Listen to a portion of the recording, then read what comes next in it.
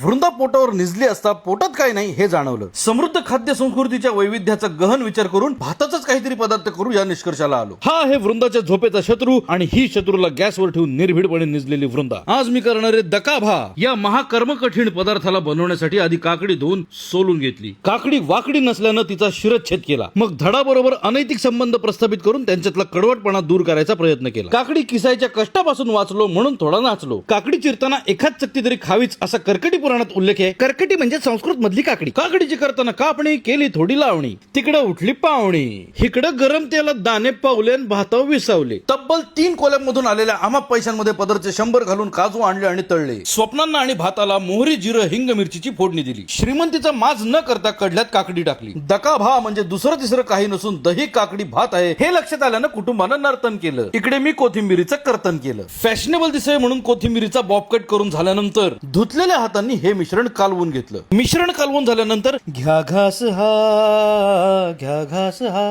अप्रतिम चवीचा दकाभा खाऊन मावनिकाला दका बसला. यो दही काकडी भात खाऊन दमून जाण्याऐवजी ती रमून गेली की हो. ते साऊथ इंडियामध्ये असलं भात लय करतात म्हणून साऊथ इंडियन टोन लावला की हो. हे असलं भारी दही भात लय भारी उन्हाळ्यात. या सगळ्या काळात वृंदाच्या शांततेचं कारण पेसिफायर आहे का असं विचारल्यानंतर ती म्हणाली, पेसिफायर तो नहीं मगर बाबा युकेलेले त्यावर तबले चांगले मोनिकाने वाजवले.